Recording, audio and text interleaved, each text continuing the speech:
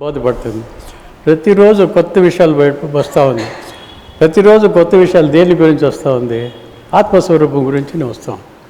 అవునా కదా? మీరు వింటూ ఉండరు, మీకు అన్నీ తెలుసు. నేను చెప్పేంత రోడ్డు కాదు, కానీ చెప్పన్నారు కాబట్టి చెప్తా ఉన్నాను. ఈ ఆత్మస్వరూపము ఒక్కొక్కరికి ఒక్కొక్క మాదిరిగా తెలుసు. ఆత్మస్వరూపం అదే, బ్రహ్మస్వరూపం అదే, బ్రహ్మజ్ఞానం అదే, తత్వజ్ఞానం అదే, అన్నీ అదే. వింటూ ఉన్నాము. ఏమరా 4 గంటల టైం స్పెండ్ చేస్తూ ఉన్నామే, ఈ 4 గంటల టైం మనం వేస్ట్ చేస్తూ ఉన్నాం. మనం లేదు, వచ్చిన అవకాశాన్ని మనం వినియోగించుకుంటాం. కరెక్టే. మనకు ఊరికే కూర్చొని వినేదానికే బేజారు అవుతుంది. ఇంత కష్టమైతే స్వామి 4 గంటల టైము ఒక పూట భోజనం చేసుకొని మనకి చెప్తా ఉండాలంటే ఎంత స్టెమినా ఉండాలా, ఎంత మనపైన అక్కర ఉండాలా, అది యోచన చేయాలి. అది యోచన చేస్తే మనది ఏమీ లేదు, నిమిత్త మాత్రమే. కానీ ఈ వయసు అయిపోయింది, చెప్పింది వినాలా, వినింది జ్ఞాపకం పెట్టుకోవాలా, జ్ఞాపకం పెట్టుకున్న దాన్ని మననం చేయాలా, మననం చేసి దాన్ని ధృవపరచుకోవాలా.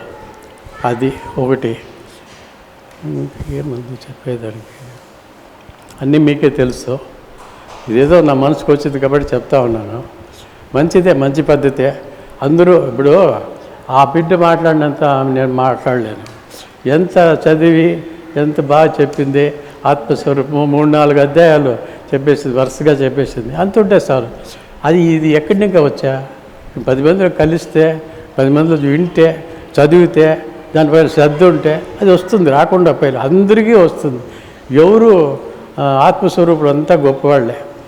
ఆత్మస్వరూపాన్ని అనుకొని ముందుకు పోతూ ఉండము. ఇంకా కొన్ని మనకు దృఢపడాలా. ఈ శరీరం నేను కాదు అనేది రావాలా, వైరాగ్యం రావాలా. అప్పుడు పోతుందో ఏమో ఈ శరీరం పైన భ్రాంతి. శరీరంలోనే ఉండామో, శరీరం పనులే చేస్తూ ఉండమో, ఆత్మస్వరూపం గురించి తెలుసుకుంటూ ఉన్నాం. అది గొప్పదా, ఇది గొప్పదా? అదే గొప్పది కాబట్టి దానికి వచ్చినాం. కష్టమైనా నష్టమైనా దానిలోనే పోవాలా, పడాలా, లేయాలా. ఇది శరీరం పోతుంది, ఎప్పుడో ఒకటి పోతుంది. దానికోసము వ్యసన పడాల్సిన పనిలే. ఉండేటప్పుడు దీపం ఉండగానే ఇల్లు దిద్దుకోవాలి అనే సామెత మీకు అందరూ తెలుసు. కాబట్టి ఆ మార్గంలో పయనించండి. ఎవరెవరు ఏ దారిలో పోతే అదే గొప్ప దారి. అందరినీ ఆ భగవంతుడే రక్షిస్తాడు, భగవంతుడే కాపాడుతాడు. ఎలాంటి ఆత్మస్వరూపం మనమే ఉన్నాం. మనకే ఇది వస్తుంది, ఆ తత్వబోధ వస్తుంది, ఆ జ్ఞానబోధ వస్తుంది, తప్పకుండా వస్తుంది. చేసింది చేస్తూ ఉండండి, వచ్చేది వస్తూ ఉంటుంది, పోయేది పోతూ ఉంటుంది. దీనికోసము ఆశాపాశాలు ఎంత సంకల్పాలు పెట్టుకోవద్దండి. పెట్టుకుంటే బంధించబడతాం అంతే. సంసారము లేదు, అది ఉంది అని అనుకొని మనం పోతూ ఉన్నాం. సంసారం నిజమే ఉందా? శరీరం ఉంటే సంసారం ఉంది. శరీరమే అశాశ్వతమైంది కదా. అశాశ్వతమైందని పెట్టుకొని ఎన్నాళ్ళు ఈడ్చులాడతావా? దాన్ని ఇంకా లాభమేమే. ఏదో ఇంతమాత్రం చేసిన స్వామి మనకు అన్ని విధాల సహకారం అందించే మనల్ని ఎట్లో జ్ఞానవంతులు చేయాలని ఆయన ప్రయత్నం. అది సఫలీకృతం అవుతుంది. అది గురువు ద్వారా మనకు సాధ్యమవుతుంది. దానిలో డోకానే లేదు. హరివంశం.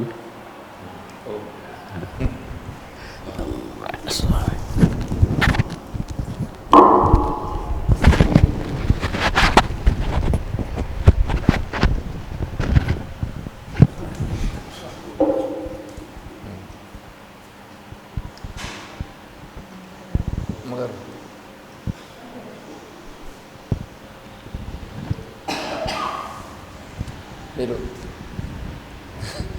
చెప్తారా?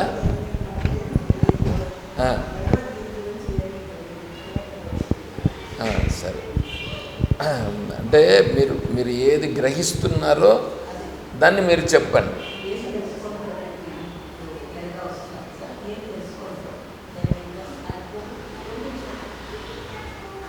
అది ఏమన్నా గ్రహిస్తున్నారా మీరు? అదే చెప్పండి. అంటే చెప్తూ వస్తే అది ఇంకొంచెం బాగా దృఢపడుతుంది. ఇట్లా జరపండి మైకు కూర్చో.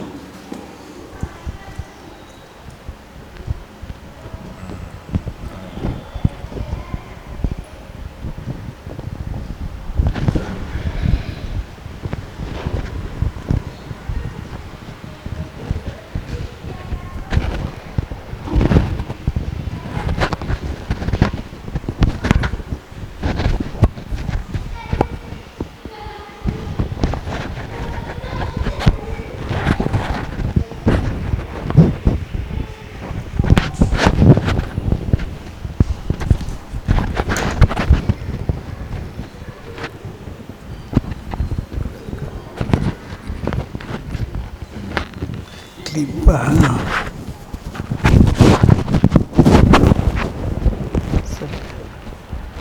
అందరికీ నమస్కారం.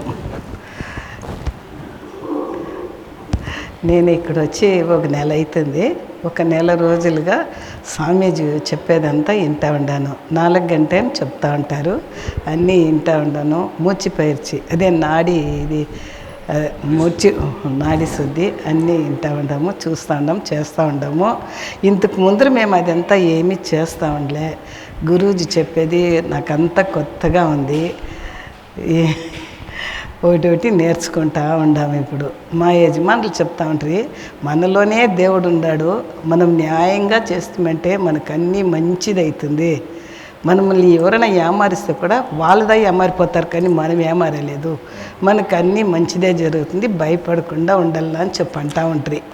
అదే మరి ఆయన కాలం అయినప్పుడు కూడా 11 గంటల రాత్రికి పండుకుంటారు, 4 గంటలకు చూస్తే కన్నా ప్రాణం పోయింది. ఎప్పుడు పోయినారో తెలీదు. వాళ్ళు ఎంత మంచితనంగా ఉంటే వాళ్ళకి అది మారి అయ్యి ఉంటుంది. అది మరే నేను పోవల్లా, అది మారిదా మనం కూడా చేయాలా అని ఒక ఇదవుతుంది.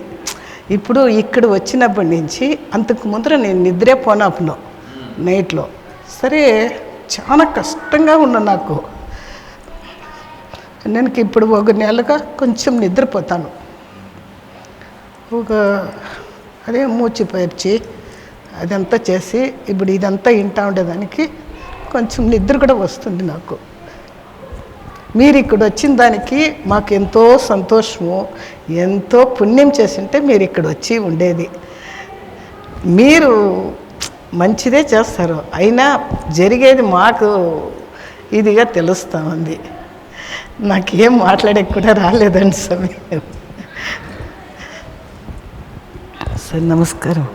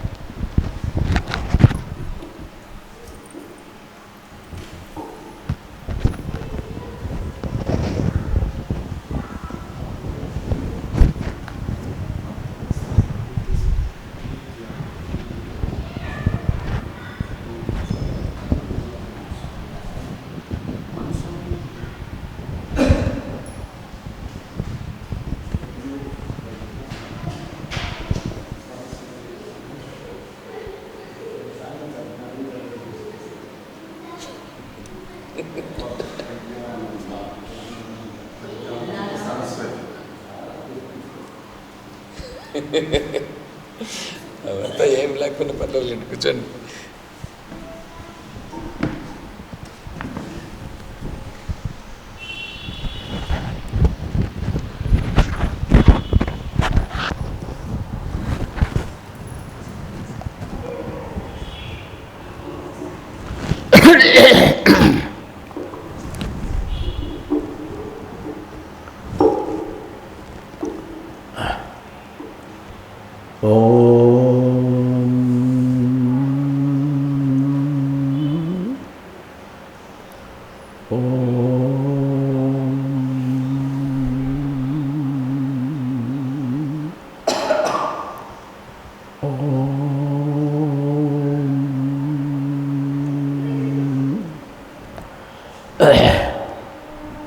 పూజ్యశ్రీ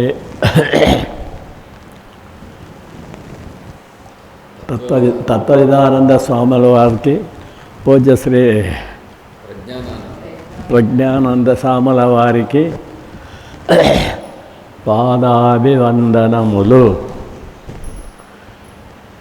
ఓ కృష్ణం వందే జగద్గురుం. మేము ఇప్పుడు సుమారు 30 సంవత్సరములుగా భగవద్గీత పారాయణ చేసినాము. దాన్ని ఊరికే పేపర్లో చదివినట్లు చదివినామే కానీ దాన్ని ఎవరూ దానికి ఇది కాలేదు. అట్లా స్వాములు చెప్పేవాళ్ళు వస్తే కూడా మేము అడగలేదు. రెండోది వచ్చి ఇప్పుడు మాకు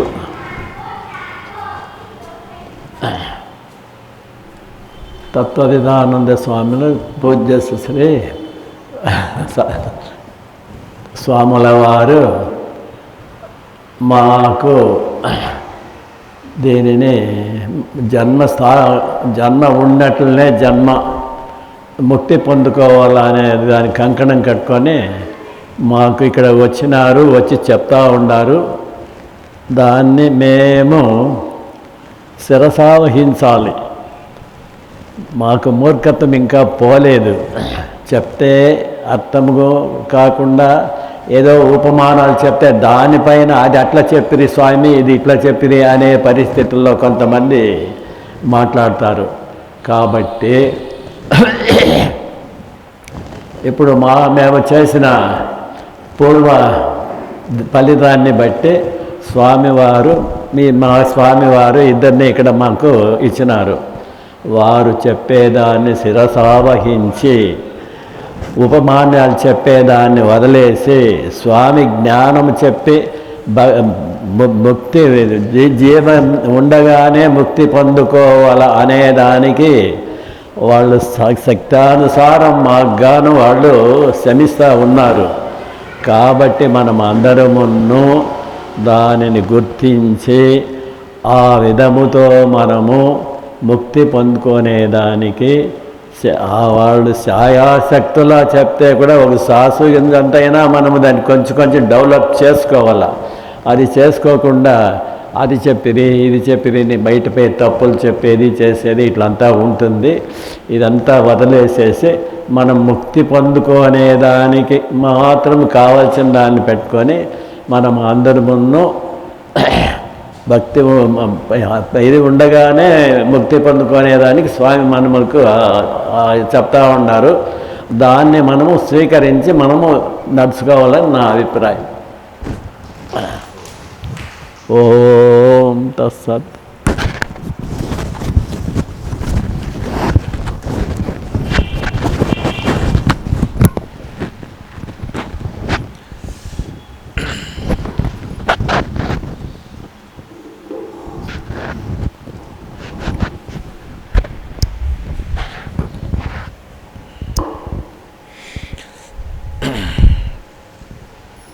మామూలుగా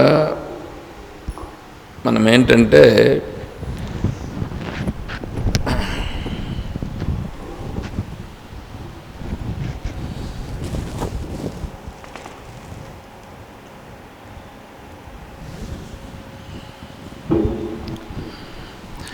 ఇప్పుడు జీవితం అనేది నువ్వు ఏం చేసినా టైం అయిపోతుంది. జీవితం అనేది టైం అయిపోతుంది. ఇప్పుడు పొద్దున్నే మనం లేచినాం, సాయంకాలం అయిపోయిందా లేదా? సాయంకాలం అయిపోయింది. తిన్నామా లేదా? లేదా ఉందిలేండి. తిన్నాము, తినింది అయిపోయింది, రోజు కూడా అయిపోయింది. మనము ఏమి సంపాదించినాం? ఏం సంపాదించినామంటే లోకంలో విషయాలను సంపాదించి పెట్టుకున్నాం మనసులో. ఇదేమవుతుంది? ఇది కర్మను పెంచుతూ ఉంది కానీ కర్మను తగ్గించట్లా. కర్మను పెంచేదాని వల్ల ఏమవుతుంది? అనేక జన్మలు ఎత్తేదానికి కారణమైపోతుంది. ఆ కర్మను తగ్గించుకునే విధానం ఒకటి. రెండవది ఏంటంటే నేను ఆత్మస్వరూపమే అయి ఉన్నాను. ఆత్మస్వరూపము ఎట్లా ఉండాను, ఆత్మస్వరూపానుభవం ఎలా పొందాలా అనేటువంటిదే ఇక్కడ మనం విచారం చేసి తెలుసుకోవాల్సింది. ఆత్మస్వరూపమునందు శరీరం అనేటువంటిది విపర్యయం. శరీరము ఇప్పుడు రజ్జు సర్పన్యాయం. త్రాడు యందు పాము ఉందా? లేదు. ఎండమావిలో నీళ్ళుండాయా? లేవు. అదేవిధంగానే ఆలిచిప్ప యందు వెండుందా? లేదు. అదే విధముగానే ఆత్మయందు శరీరము లేదు. ఆత్మయందు శరీరము లేదు. మరి శరీరం కనిపిస్తూ ఉందే? ఇది విచారం చేయాల. లేని శరీరాన్ని ఉండాదని మనము భ్రమపడుతున్నాము. శరీరం యాక్చువల్గా లేదు, కానీ శరీరం